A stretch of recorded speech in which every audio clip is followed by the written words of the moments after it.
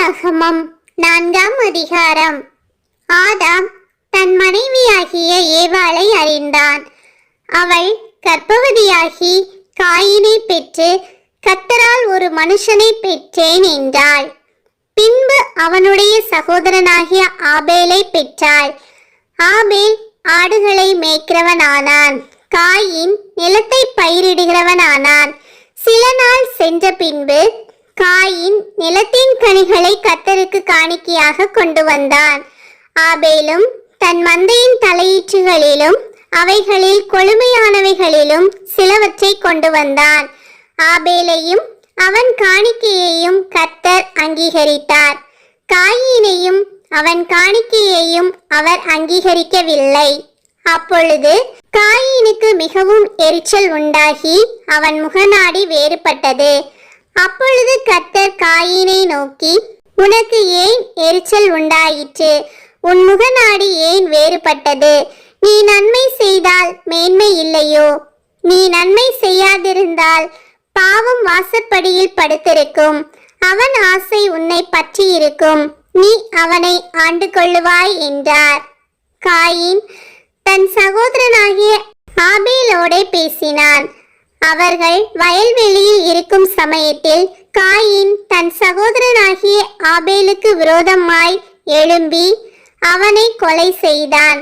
கர்த்தர் காயினை நோக்கி, உன் சகோதரனாகிய ஆபேல் எங்கே என்றார். அதற்கு அவன், நான் அறியேன், என் சகோதரனுக்கு நான் காவலாளியோ என்றான். அதற்கு அவர், என்ன செய்தாய்? உன் சகோதரனுடைய இரத்தத்தின் சத்தம் பூமியிலிருந்து என்னை நோக்கி கூப்பிடுகிறது. இப்பொழுது உன் சகோதரனுடைய இரத்தத்தை உன் கையிலே வாங்கிக் கொள்ள தன் வாயை திறந்த இந்த பூமியில் நீ சபிக்கப்பட்டிருப்பாய். நீ நிலத்தை பயிரிடும் போது அது தன் பலனை இனி உனக்கு கொடாது. நீ பூமியில் நிலையற்ற அலைகிறவனாயிருப்பாய் என்றார். அப்பொழுது காயின் கர்த்தரை நோக்கி, எனக்கு இட்ட தண்டனை என்னால் சகிக்க முடியாது. இன்று என்னை இந்த தேசத்திலிருந்து துரத்தி விடுகிறீர். நான் உமது சமூகத்துக்கு விலகி மறைந்து பூமியில் நிலையற்ற அலைகிறவனாயிருப்பேன். என்னை கண்டுபிடிக்கிறவன் எவனும் என்னை கொன்று போடுவானே என்றான். அப்பொழுது கர்த்தர் அவனை நோக்கி, காயினை கொல்லுகிற எவன் மேலும் 7 பழி சுமரும் என்று சொல்லி, காயினை கண்டுபிடிக்கிறவன் எவனும் அவனை கொன்று போடாதபடிக்கு கர்த்தர் அவன் மேல் ஒரு அடையாளத்தை போட்டார்.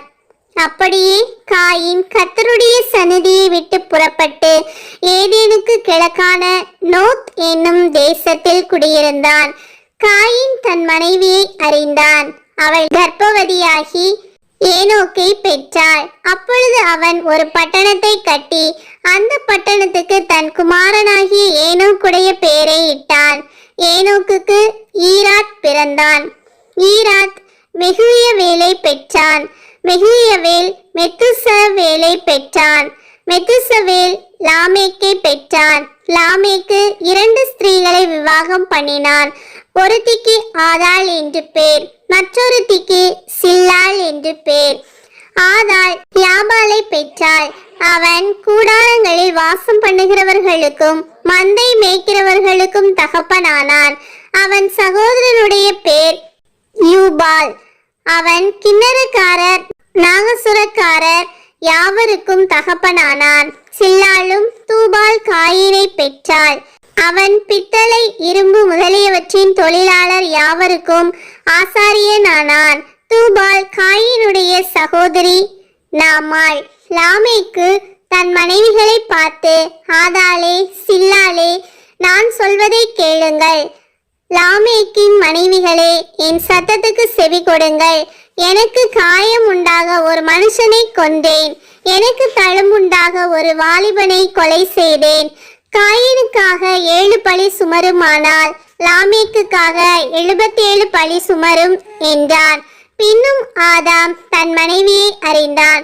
அவள் ஒரு குமாரனை பெற்று, காயின் கொலை செய்த ஆபேலுக்கு பதிலாக தேவன் எனக்கு வேறொரு புத்திரனை கொடுத்தார் என்று சொல்லி அவனுக்கு சேத் என்று பெயரிட்டாள். சேத்துக்கும் ஒரு குமாரன் பிறந்தான். அவனுக்கு ஏனோஸ் என்று பெயரிட்டான். அப்பொழுது மனுஷர் கர்த்தருடைய நாமத்தை தொழுது கொள்ள ஆரம்பித்தார்கள்.